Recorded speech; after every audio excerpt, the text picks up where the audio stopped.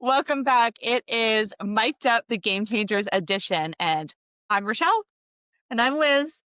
and we are with TTP Media and Consulting. And we are coming back, actually. We're going to do a little bit of a follow up podcast episode today. So, our very first podcast was talking about operational gaps, whether that is in a marketing gap, if it's a gap at your front desk, in your class, anywhere there could be a gap in your system.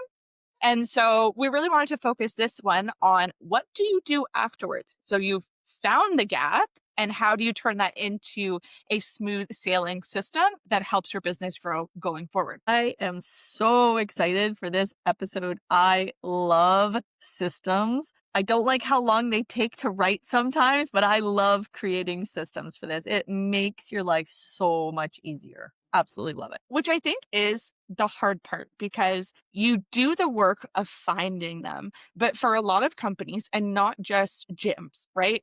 JoJo's, dance studios, cheer gyms, Yeah. gymnastics facilities, it's not just you, right? Like you are not, this is not a solo youth sports issue. This Yeah. is a It's like everywhere. everywhere. You could go to a car dealership and there are going to be operational gaps and no systems written for them. You can go to a casino and they'll Yeah. have them there. And they even have a big book of systems and there's still operational gaps. Yeah. Right. So I think it's really important to remember that if you are experiencing frustration over there being a gap, it's okay. Like that is part of the process of fixing those gaps, whether that is like your ads are rolling and they're bringing people in, you have people opting on your website and leads are coming in, athletes are getting into your classes in a trial program or they're coming to an event and then they want to sign up. But now those systems that you maybe started with, or maybe you're at the point in your business where you don't have systems yet, but your business is starting to feel that pressure. So you're getting missed messages, parents are confused. There's a big gap between when they first come there and if they even register because no one's followed up or they've only followed up once. Maybe staff are overwhelmed because they're like, what do I do? Where do I go? What's the information? So I think it's really important to just pause, take a really big deep breath, because that definitely needs to happen when you're a business owner or a manager. You need to breathe. And then we're going to talk about the different ways to kind of tackle those and the different steps that you can take to fix those and fill in those gaps. I want to point out something that's super important here as well. So we talk about that frustration level. And as an entrepreneur, you have so much love put into your business. When you start adding employees, a lot of your employees, they're not going to view your business the same as you do. That is just a given. If you're super lucky, you're going to have a couple on your team that are going to treat the business just like you would. But reality is, to a lot of people, your business is their job, right? It's really important that when you start noticing those operational gaps and you start creating those systems, that you get their feedback, because these are the people that are doing that job. So let's say you hired an admin staff. Yay! You got somebody to answer your emails. You got somebody to answer your phone. You have somebody to book the appointments, take attendance. If you don't involve that person in some of the systems, not all of them, you want your phone answered a certain way, write the system. You want emails answered a certain way, create templates for it. That's a system. But you want that feedback from them. You'd be like, hey, I created a template for this email. So if somebody says, I want more information about your programs, I want you to use this template. Have that person read through it, see if you're missing anything, see if it's too much information, if they can add a phone call. So there are a lot of things that you can do to get your staff involved in helping you write those systems. And that's going to do two things. One, it's going to create buy-in from your staff, right? Systems are a lot easier to follow if you have buy-in. And two, it takes some of that off your plate. Like, as an entrepreneur, you have enough to do, right? If you don't have anything to do, you should probably talk to us because we can help you start working on your business. But yeah. And also, I think it's important to recognize that those people that are usually like really into helping your business, there's a specific word for them, and they're called an intrapreneur.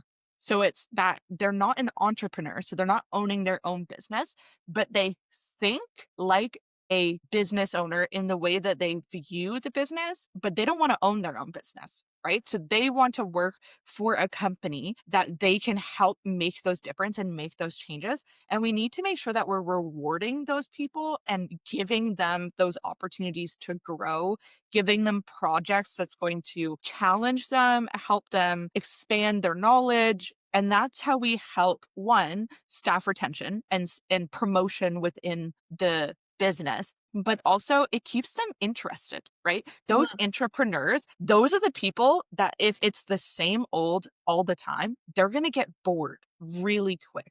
So Yeah. we want to make sure that we're engaging our staff members at the different levels that they're at. But also entrepreneurs are like so impactful on your business.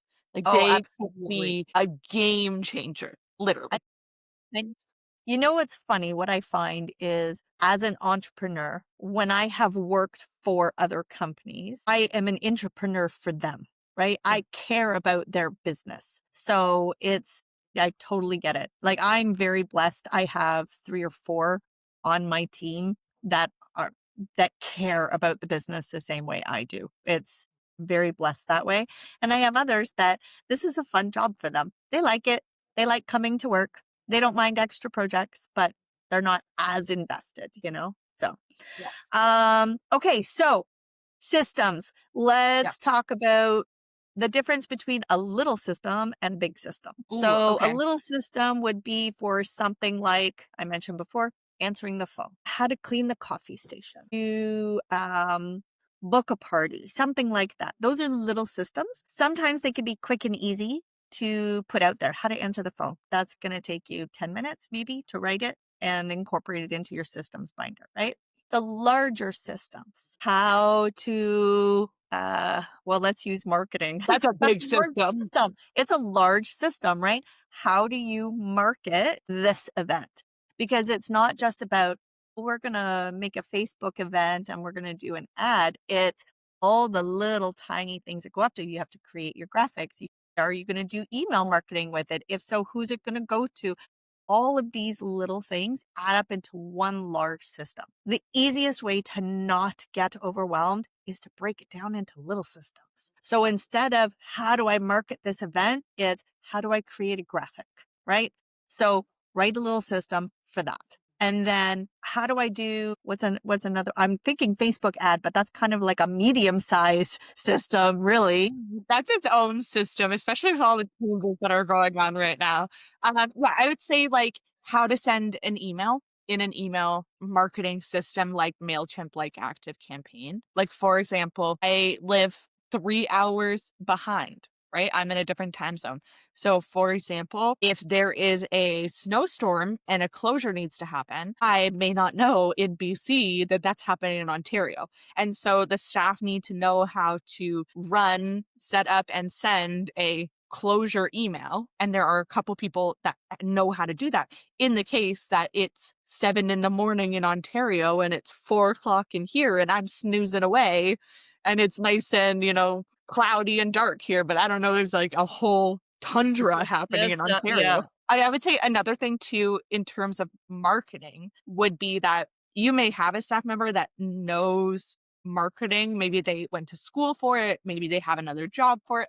So you're going to have to train them less on certain aspects, Yeah. but you're still going to need to train them on the way that you want the process to go. And then as they get more comfortable and you give them more delegation and you give them more control over them, they will eventually get to the point where it's you go do your own thing. You know how to do it, right? I give you the authority, I give you this, ability to do that. But when you're first doing it and you're going through those levels of delegation, which whole other podcast we could go on. I love the levels of delegation. They're so I love good. watching the growth in an employee, and when they finally hit that final level where you're like, "Okay, go!" It's so exciting and so empowering for them. Yeah, and it takes that ownership off of you, right? Yeah, Like, okay, now that's their thing. They own it. They, control it in quotation marks, but they can do it and they have the knowledge and they have the confidence in it. But other things in terms of systems would be coaches answering admin questions, right? It seems really small, but like, how do they book a birthday party? How do they contact? If, for example, you have a holiday pro shop orders going up right now, how do they buy it? Right? Because your coaches are probably going to get that question. Other things like there's 15 phone messages and 25 emails. How do you prioritize which ones to answer first? Yeah. Right?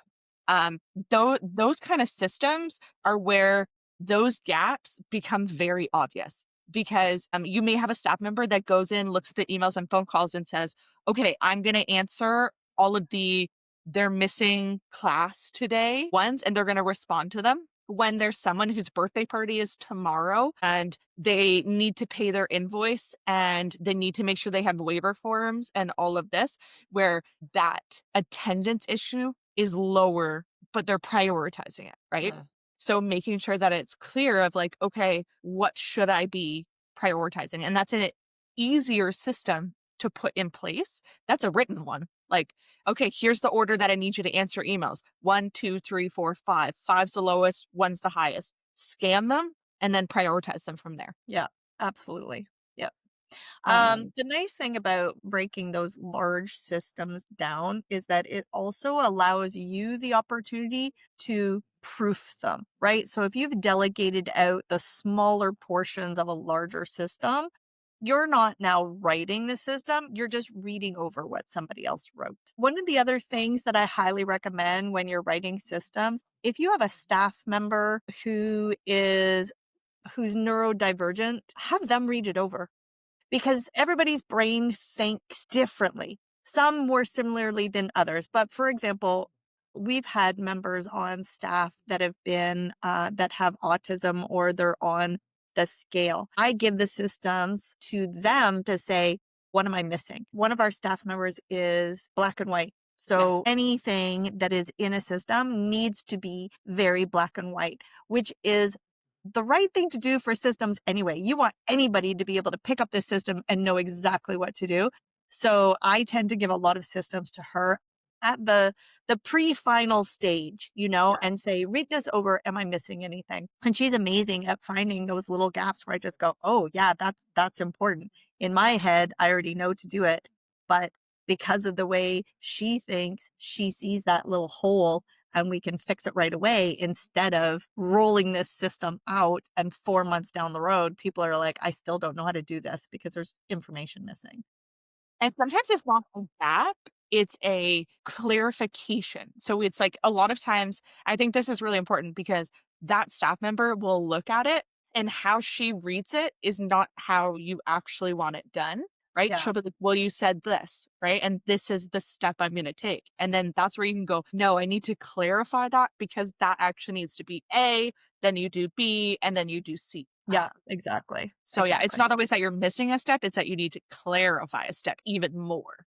One of the things about systems is that you could write systems all day Mhm. and never have a system for everything. So I think it's important for business owners to understand that you're never going to be done writing systems and that's okay. So one of the things that I recommend is starting with a couple of easy ones and get in the groove. Figure out how you want your system to look, sound, where are you going to store it? Is it going to be digital? Is it going to be paper? Is it going to be both? You know, so get the system for the systems in place first before tackling some of these really large ones. And put them all in the same spot.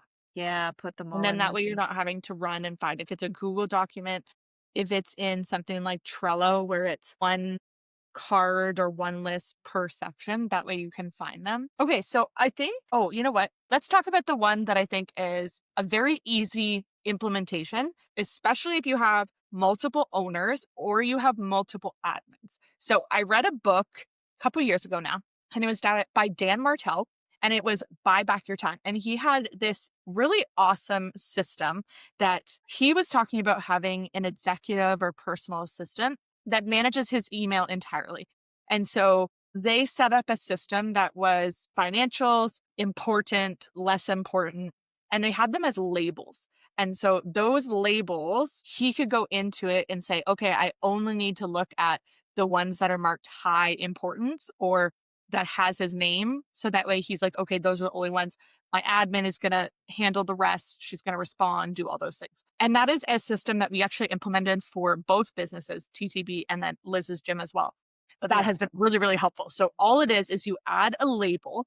And then for us, we put exclamation point and then the name. And then every email that comes in, depending on if it needs an action item, it gets labeled with the person that it's assigned to or they're responding to.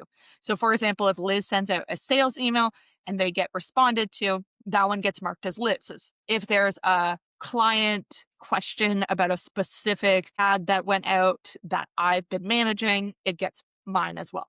And then on the gym side, it is admin. So we have one specific admin who is designated to fundraisers. So all the fundraiser orders that come in gets tagged with her name so that when she comes in, she knows that she has She to is look at look it. for her. Yeah. Yeah. And it also helps when you do have multiple people in an email because now they're not looking at it and being like, oh, well, that's not mine. So I'm going to like unread it. Now it's like, okay, these are the exact ones that you need to, oh, those are yours. Or what's even worse, they read it, well, that's not mine, and then they forget to mark it unread, and then the email gets missed. That's a That's a whole other. big gap.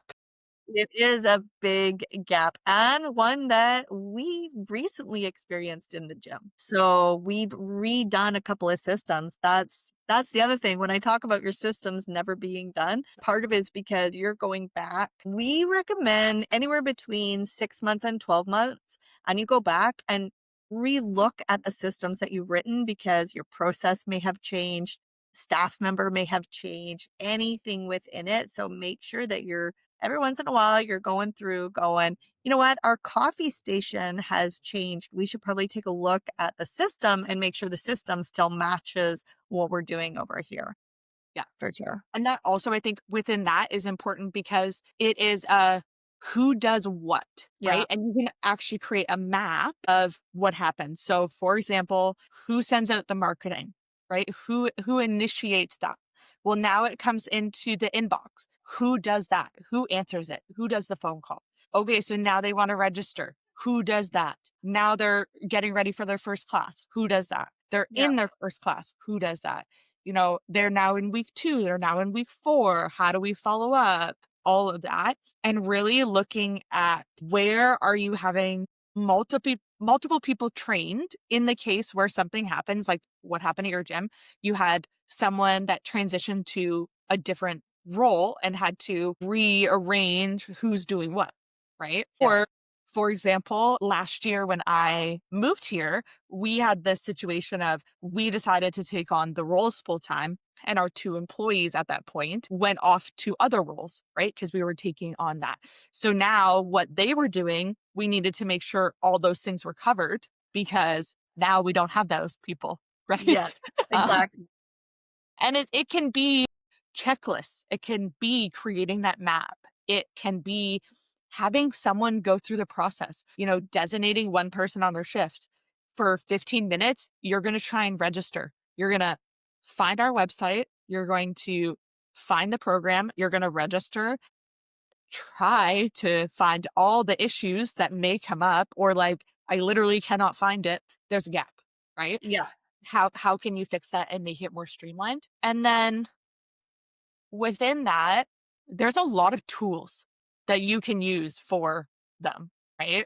Liz, what are a couple of the ones that you've been Oh using my recently? gosh. I have to actually look this up. I found a website Oh, yes. that breaks stuff down for you. So if you give me a second, I'm going to find it. I sent it to the Tidy Biz email. I just have to open that email and get it, but I have used it. So one of our clients needs a fleet management Yes.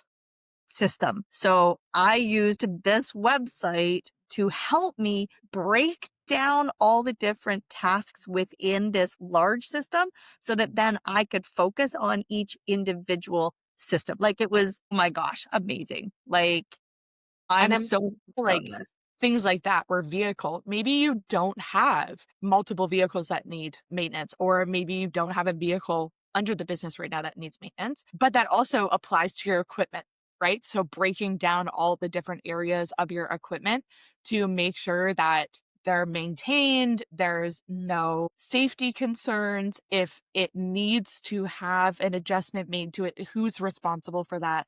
When does it get done? How often does it get done? Those sort of things. Okay, so while she's finding that, a couple of things in terms of like systems that are really crucial to run. Lead to registration. So going through and looking at, do you have a website? How easy it is to be able to find that information. When that lead comes in, who responds? How fast are they responding? When they respond, how fast are we then responding again to them and doing that follow up? Do you have all the information needed to be able to convert that athlete or that family? If they are registering and they're converting, do you have emails that are systemized for welcome to gym name? Your first class is happening. When they have their first class, a follow up as they go through the trial program, following up. Do you have the systems to be able to convert them to actually registering? And then you go in from trial to member. So what's the system in order to get them to convert from being someone who's interested in your program and they're in there and they like it, or maybe they've come to an event and they want to register? How do they do that? So thank you for coming, follow-up emails, tracking where they're at and if they're interested. And then if they go through that process, did they convert? Yes or no? Right? And we need to track that and know that conversion. First class ones too. So what to bring, class time, like I talked about. Also having the checklist. So do you have the waiver? Do you have emergency contact? If they have allergies or medical conditions, do you have that information? Are they And then on the once again, attendance sheet? pardon? Are they on the attendance sheet? Yep, that's a big one. Does your coach know that they have a new participant starting today so that they're not like, oh, who are you? Instead, they can be like, you must be Johnny. Yeah. Which I love the system that you do for that. So talk about that really quick. The system for which part? For letting coaches know when they have a new staff member. You know what? Actually, so we do two different things. So on the attendance sheet, because we still do paper attendance sheets. I know we talk about moving things digitally, but a paper attendance sheet allows us to grab our attendance binder and head out in case of an emergency. So we still like the paper copies. So on that attendance sheet, it'll have their name, all their information, their same contact. So we set our attendance sheets 2 months at a time. The first day of their class, in big capital letters, it says trial. So we know, looking at the attendance sheet, it is their very first day of class. The other thing I do for the coach is I actually put it in their shift notes, and I will put, so say they're working 5 to 8. So in their shift notes, it'll say parkour 5:15 to 6:10 dash new athlete Sue, so that they know they've got something new coming in. Yeah. Which is so helpful because when you're looking at your shift notes, that staff member can just be like, okay, perfect. I know. Right. Yeah, exactly. Okay. And then, like we said, the who does what map, that's a really, really important one, especially for coaching and admin roles. And if you have someone who overlaps and does coaching and seeing really what it can do. Okay. So automation and tools. So Okay. what Okay. ones you got for us? The website that I found the other day and it's a free website. So you know me, I love free. It's goblin.tools. So goblin as in ghosts and goblins. Okay. I was like Like Halloween goblin.tools. tools. So you type in what you want to do and it will literally, and it's kind of like an AI site. It's not chat GBT, although you can pair it with chat GBT because it will actually take what you want and it can break it down as much as you want. You can click on, so say for example, I say answering the telephone. It'll break it down into the different steps. If I want to, if it, say the first one is pick up the phone, if I want to break that down even more, I can click on that and it'll break that down. So it can give me all the steps that I need. I don't use it quite to that extent, but it is a great jumping off point if you're looking at a large system and just not quite knowing where to start. So it is one of my new favorite tools that I'm trying to tell everybody about. I love that. ChatGPT is another one that you can use, whether that's the free or the paid version. And then also a lot of tools in order to utilize within your systems things like Active Campaign or MailChimp as your marketing and lead automations. When you have your class management, Amelia, Jackrabbit, iClass Pro, if you are doing like auto billing or reminders, having a system that says, hey, your payment went NSF or it didn't process. So having a system that is the exact same in order for you to quickly send those out and get that payment received. Trello, Monday.com, Google Drive, in order keeping all those systems in place.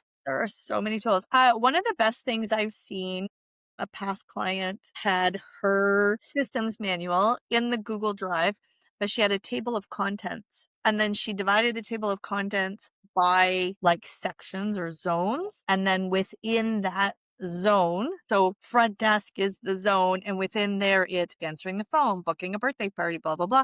And then it hyperlinked to the actual system. So it was an easy to read sheet instead of scrolling through stuff, right? So our gym is in the process of moving our systems manual. We used Trello for years and years and years, and we're just finding it's getting overwhelming because it's not a you can't do a table of contents basically. So as much as we organize our systems, not everybody's brain thinks the same way. You've got one list for here and one list for there. So we're actually moving it over to our website, and we're using, I don't know if we're using PowerPoint or Canva. Is PowerPoint. Or It's like a sorry, PowerPoint it's presentation. so it's a PowerPoint presentation divided by what it is. So birthday parties is its own PowerPoint presentation, but everything is linked back onto our staff website portal.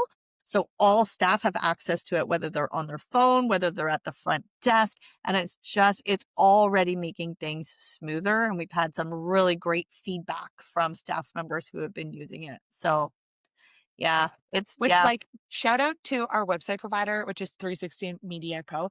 360. They made it super easy for us to be able to go through and put those on, and do the links and do the updates. And I send them like so many emails in a day, and they're always just like on it and get it all figured out for me, which is great. And they're always friendly too. That's what I love about it. They're always friendly about it. You could send them 16 emails and they'll be like, hey, every single one. Like They're there's no, probably like, "Oh my god, Rochelle emailed me again." But they're like, "Yeah," and there's a great system, right? How do you respond yeah, to people? Okay, so yeah. let's talk quickly, kind of wrapping up. When we look at them, what are your thoughts, Liz, on what are the big metrics and kind of measuring things to know if your systems are working? Well, I mean, honestly, if you've identified a gap and you write a system for it and that gap is still there, or that gap is gone, but it creates another one, right? So that's a really good measuring system. Staff feedback, that's another one. That's amazing. Client feedback is a great one. Like we transferred over all of our parent communication to Band last year. Took it off Facebook. Parents love it, right? So feedback is super huge. I would say looking at like a weekly time, how many leads come in from your marketing, Yep. Yeah, when we're they come focusing in, on numbers. pardon? I just said when we're focusing on numbers. Yep. Yeah, when you're focusing on numbers, yeah. So how many leads are coming in? Of those leads, how many people are converting? Which is a whole other podcast again. We could talk things forever, Pretty much. And just divide this into like 14 different segments. right? Within that too, like what is your lead response time? So how fast are people responding to emails? Are they getting back within 48 hours or is it a week that they're responding? Which is also really important because if you only have admin on certain days, making sure that there's someone else that's covering emails during that process, that they're off, or based on your scheduling right now, is there two admin on one day and then they're off for the weekend or something, right? Because you don't Yeah. have those or don't need admin during that time. And then having the process of checking those numbers weekly, right? Especially as you're putting these systems in place, making sure to measure it because we don't know what we don't know. So if Exactly. you're not measuring it and you're not having those analytics or those metrics to be like, is it working? Then you're just putting it in and hoping it works. Yeah, exactly. Exactly. I think honestly, one of the biggest measures of success is having it work. Yeah. Don't be afraid to tweak it. Don't get disappointed if it didn't work the first time, the second time, the third time. Just just keep tweaking it. You got to be flexible with these. But it's so important to have those systems because that system makes your business growth sustainable Yeah. because we can't scale if we don't have those systems in place. Exactly. And one of the best hacks, ask your business friends. Honestly, they may already have a system written for this that you can either use fully or tweak it to make your own. Don't feel like you have to do everything from scratch. And the other thing you can do, you can call us. We can teach you how to write systems. We can guide you through the systems you are writing. We can write systems for you. So there are a We can lot of audit them. options. We can audit your systems. Exactly. Yeah, there's so many things.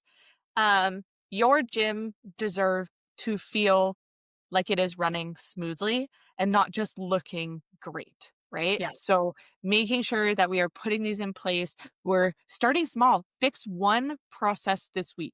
Spend just 5 one. to 10 minutes, find one area where you're like, "Ooh, this is impacting it." Make that change, measure it, and check back in next week.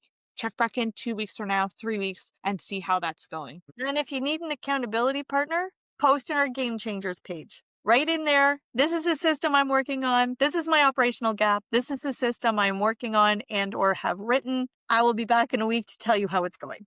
Do that because we're all here to support one another. Perfect. Well, we will see you in a week when we come back with another podcast topic. We hope that you took away something from this and that you can go and tackle your business, make it smooth, make it sailing well with your systems.